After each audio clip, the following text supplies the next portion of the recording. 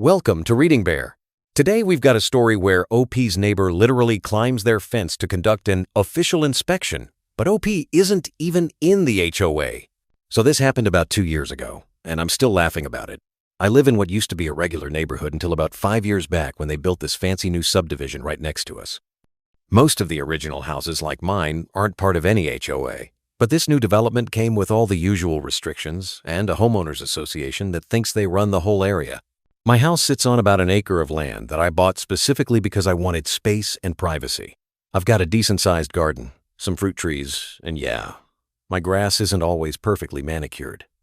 I work full-time, and honestly, I've got better things to do than obsess over whether my lawn looks like a golf course. The property has a 6-foot privacy fence around most of it, and I mind my own business. The trouble started when this guy moved into the house directly behind mine in the HOA subdivision. Let's call him HOA president, because that's exactly what he became about 6 months after moving in. This guy was the type who probably measured his grass with a ruler and had strong opinions about mailbox colors. You know the type. At first, it was just little comments when he'd see me outside. He'd lean over the fence that separated our properties and make these passive-aggressive observations about how nice it must be to not have to follow any rules. I'd just nod and keep doing whatever I was doing. I figured he'd get bored and find someone else to bother.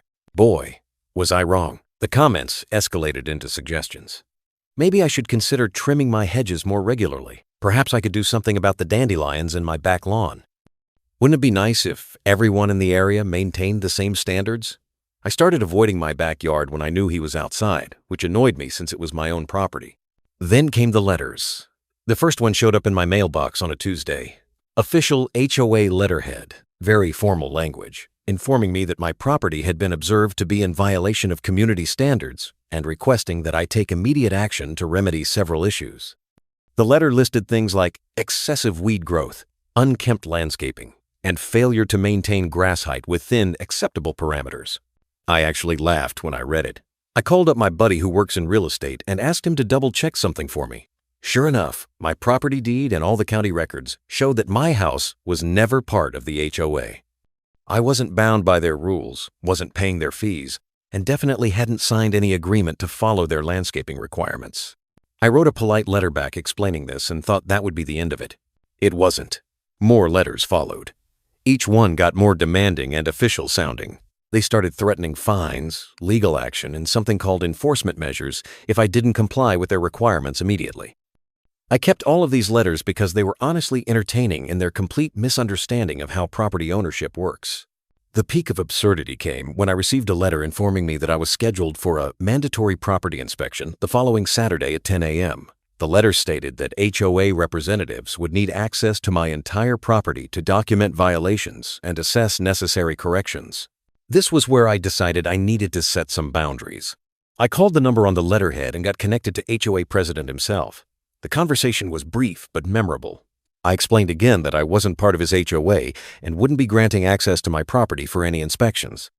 He got pretty heated and started going on about community standards and property values and how my lack of cooperation was affecting everyone. I told him that if anyone from the HOA set foot on my property without permission, I'd call the police for trespassing. I thought I was being pretty clear about where things stood. Apparently, HOA president took this as some kind of challenge. Saturday morning arrived, and I was enjoying my coffee on the back deck when I heard rustling near the fence. I looked over and couldn't believe what I was seeing. HOA president was literally climbing over my 6-foot privacy fence, clipboard in hand, wearing what looked like an official inspector's vest. I watched in amazement as this grown man struggled over the fence and dropped down into my yard. He immediately started taking photos and making notes on his clipboard, completely ignoring the fact that he was trespassing on private property. I called out to him from the deck and asked what he thought he was doing. He looked up and very seriously informed me that this was the scheduled inspection as outlined in the notification letter. He had a job to do, and my refusal to cooperate wasn't going to stop him from ensuring community standards were maintained. The sheer audacity was breathtaking. This guy had actually climbed my fence to conduct an unauthorized inspection of property that wasn't even under his jurisdiction. But as I watched him walking around my yard with his clipboard, documenting every dandelion and measuring the height of my grass with a ruler he'd brought along, I realized something important. He wanted an inspection. He wanted documentation. He wanted everything to be official and by the book. I could work with that. I went inside and called the non-emergency police line. I explained the situation calmly and objectively. A man had trespassed on my property by climbing my fence, claiming to be conducting some kind of official inspection despite having no authority to do so. Could they send someone out to document the situation? While I waited for the police to arrive, I grabbed my own camera and started taking photos of HOA president conducting his inspection. He was being incredibly thorough, measuring grass height in multiple locations, photographing my garden beds, and making detailed notes about everything he observed. When the police arrived about 15 minutes later, HOA president was still in my yard, now examining my fruit trees and taking photos of what he apparently considered to be improperly pruned branches. The responding officer was professional, but clearly trying not to laugh when I explained the situation. He approached HOA president and asked him to explain what he was doing in my yard. HOA president launched into this whole spiel about property standards, community values, and his authority as HOA president to ensure compliance with established regulations. The officer listened patiently, then asked to see HOA president's documentation proving he had authority to inspect my property. HOA president produced his folder of official HOA documents, including copies of all the letters he'd sent me and a detailed inspection checklist. The officer looked through everything, then asked me for my property deed and any HOA agreements I'd signed. I showed him my deed, which clearly indicated my property wasn't part of any homeowners association, and confirmed that I'd never signed any agreements giving anyone inspection rights. The officer turned back to HOA president and explained that he was trespassing on private property and needed to leave immediately. HOA president started arguing about community standards and his responsibility to maintain property values for the entire area. That's when the officer asked him how he'd gotten into the yard in the first place. HOA president, still apparently thinking he was in the right, proudly explained that he'd climbed the fence to access the property for the mandatory inspection. He pointed to the fence and described his entry method in detail, as if this somehow justified his presence in my yard. The officer asked if he had permission to climb the fence and enter the property. HOA president said no, but insisted that he had sent proper notification and had every right to conduct the inspection regardless of my cooperation level. I have to give credit to that police officer. He maintained his professional composure while explaining to HOA president that sending a letter doesn't grant someone the right to trespass on private property, especially when the property owner has explicitly refused permission and the person sending the letter has no actual authority over the property in question. But here's where my malicious compliance really kicked in. The officer asked if I wanted to press charges for trespassing. I said I needed to think about it and asked if HOA president could finish his inspection first. Everyone looked at me like I'd lost my mind. I explained that HOA president had gone to considerable trouble to conduct this inspection. He'd climbed a fence, brought official documentation, and was clearly taking his responsibilities very seriously. It seemed only fair to let him complete his work before deciding on any legal action. The officer was confused, but said it was my property and my decision. HOA president looked suspicious, but clearly wanted to finish whatever he'd started. I told HOA president he could complete his inspection, but since this was now an official police matter, everything needed to be properly documented. I wanted him to provide me with a complete written report of his findings, including all measurements, photographs, and recommended corrections. HOA president agreed immediately. This was exactly what he'd wanted all along. I also mentioned that since he'd gone to such trouble to establish his authority in this matter, I wanted to make sure his inspection was as thorough as possible. I asked if he'd be willing to take responsibility for ensuring that any issues he identified would be properly addressed according to his HOA standards. Again, he agreed enthusiastically. This was his chance to establish precedent and show that HOA standards would be maintained throughout the area, not just within the official subdivision boundaries. The officer finished taking his report and left, warning HOA president that he'd need to exit through the front door like a normal person rather than climbing back over the fence. HOA president spent another hour completing his inspection. He was incredibly detailed, measuring everything multiple times, taking photos from various angles, and filling out what looked like a comprehensive report on his clipboard. When he finished, he presented me with his findings. My property had 17 different violations of HOA standards, ranging from grass height exceeding the 2-inch maximum to improper placement of garden decorations. The estimated cost to bring everything into compliance was over $3,000. I thanked him for his thoroughness and asked for his business card so I'd know how to contact him about addressing these issues. He handed over an official-looking HOA business card with his name, title, and contact information. This was where my malicious compliance plan reached its beautiful conclusion. I called him the next Monday morning and explained that I'd reviewed his inspection report and wanted to move forward with addressing the violations he'd identified. However, since he'd taken personal responsibility for ensuring these standards were maintained, and since he'd conducted an unauthorized inspection on my property to document these issues, I needed him to understand the legal implications of what he'd done. I'd spent the weekend researching property law and talking to a lawyer friend of mine.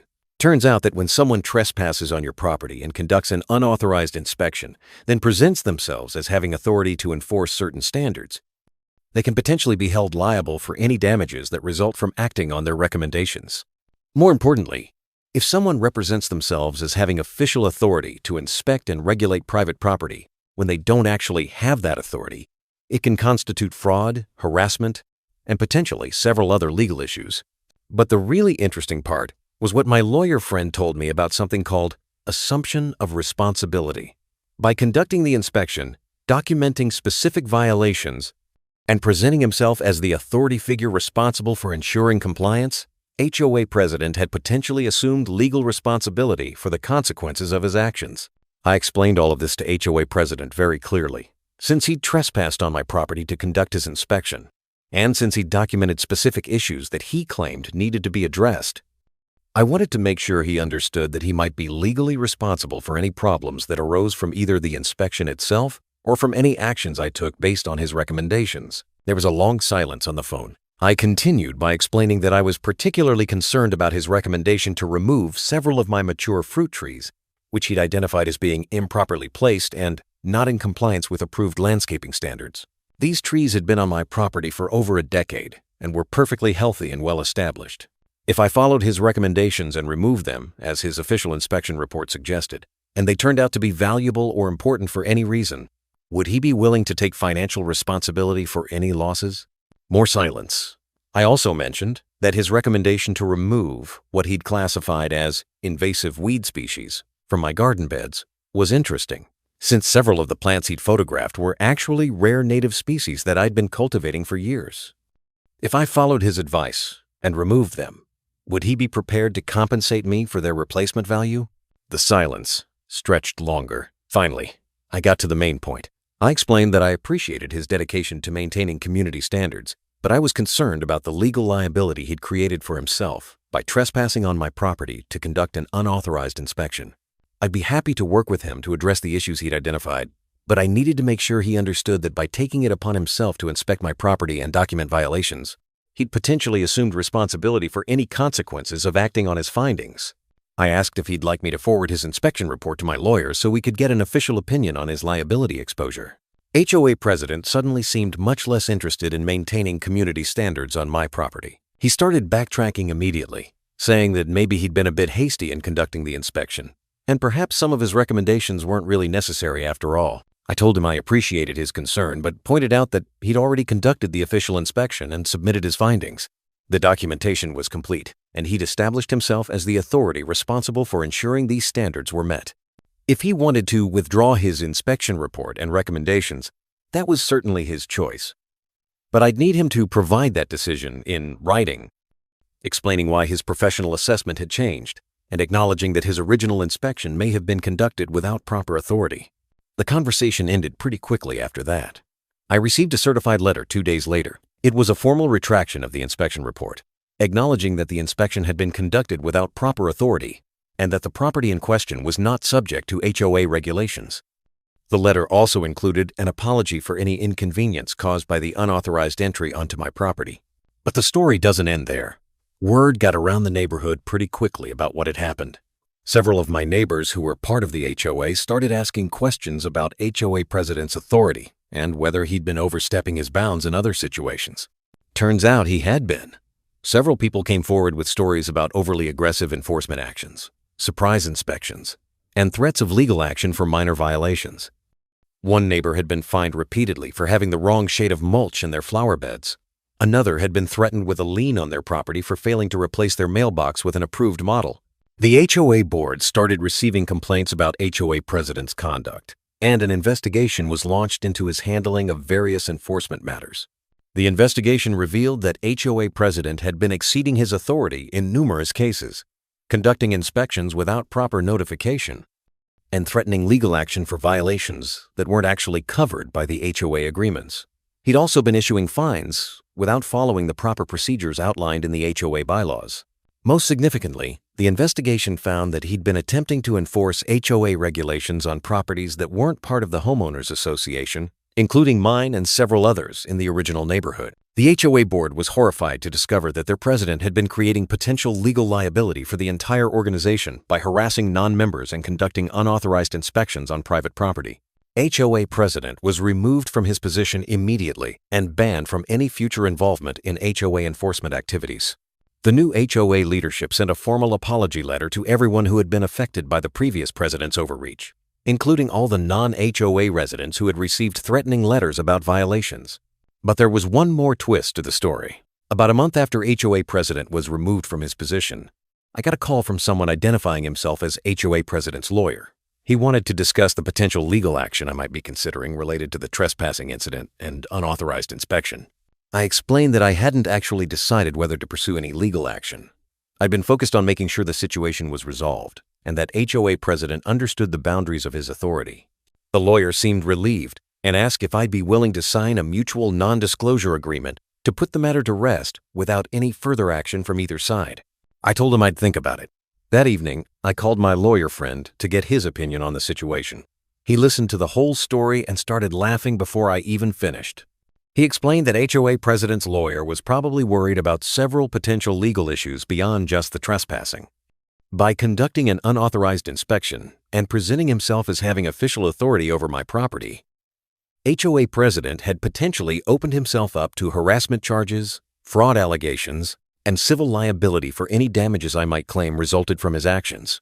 More importantly, his actions could have exposed the entire HOA organization to liability if I decided to pursue legal action claiming that they were responsible for their president's conduct.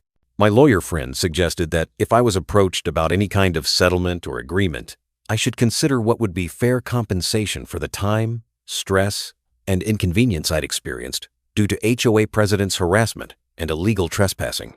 I thought about it for a few days and came up with what seemed like a reasonable proposal. I called HOA president's lawyer back and explained that I'd be willing to sign a non-disclosure agreement and refrain from pursuing any legal action related to the trespassing incident. But I had a few conditions. First, I wanted a written acknowledgement from both HOA president personally and the HOA organization officially that my property was not subject to any HOA regulations or enforcement actions, and that no one associated with the HOA would contact me again about any property-related matters. Second, I wanted compensation for my time and expenses related to dealing with the harassment and unauthorized inspection. I calculated the hours I'd spent researching property law, consulting with lawyers, and dealing with the stress of the situation, and I requested payment at a reasonable hourly rate. Third, I wanted the HOA to pay for a professional property survey to clearly establish the boundaries between HOA and non-HOA properties in the area, so there wouldn't be any future confusion about which properties were subject to their regulations. The total amount came to about $1,500, which seemed reasonable for the trouble I'd been put through. The lawyer said he'd discuss my proposal with his client and get back to me. I heard back within a week. HOA president and the HOA organization agreed to all of my conditions.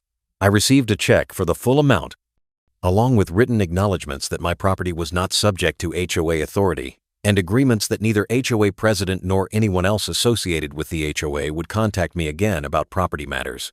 The property survey was completed a few weeks later and clearly established which properties were part of the HOA subdivision and which were not. I've had zero problems with the HOA since then. The new leadership seems much more reasonable and focused on managing their own community rather than trying to expand their authority over neighboring properties. HOA president moved away about 6 months later. I heard through the neighborhood grapevine that he was having some kind of legal troubles, though I don't know the details and honestly don't care. The whole experience taught me a valuable lesson about malicious compliance. Sometimes when someone demands that you follow their rules, the best response isn't to resist directly. Instead, you can comply so thoroughly and literally that they end up creating bigger problems for themselves than they bargained for. HOA president wanted an official inspection and documentation of violations on my property. I made sure he got exactly what he wanted, along with all the legal responsibility and liability that came with it. He wanted to establish his authority and show that community standards would be maintained regardless of whether properties were actually part of his HOA. I helped him demonstrate his authority so effectively that the HOA board realized he'd been massively overstepping his bounds and creating legal risks for the entire organization.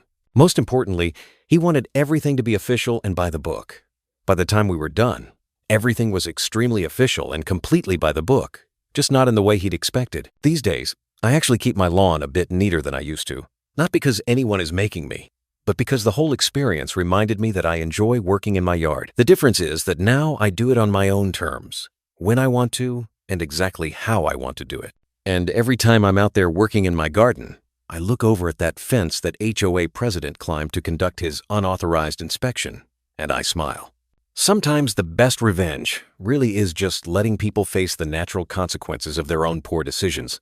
The malicious compliance was perfect because I didn't have to break any rules or do anything unreasonable. I just took HOA president's demands at face value and helped him follow through on them so completely that he ended up proving why his actions were problematic in the first place. He wanted to inspect my property and establish his authority over it. By letting him do exactly that while making sure everything was properly documented and legally clear, I gave him the rope he needed to hang himself with. The best part is that I never had to get angry or confrontational. I just agreed with everything he wanted to do and made sure he took full responsibility for the consequences. Sometimes that's all it takes to show someone why their demands are unreasonable. I still get a chuckle out of the whole situation whenever I think about it. HOA president thought he was dealing with someone who didn't understand how authority worked. What he didn't realize was that I understood exactly how authority worked, including what happened when someone tried to exercise authority they didn't actually have. The moral of the story is pretty simple. Be careful what you demand from people, because they might just give you exactly what you asked for. Anyway, thank you for watching. See you again tomorrow.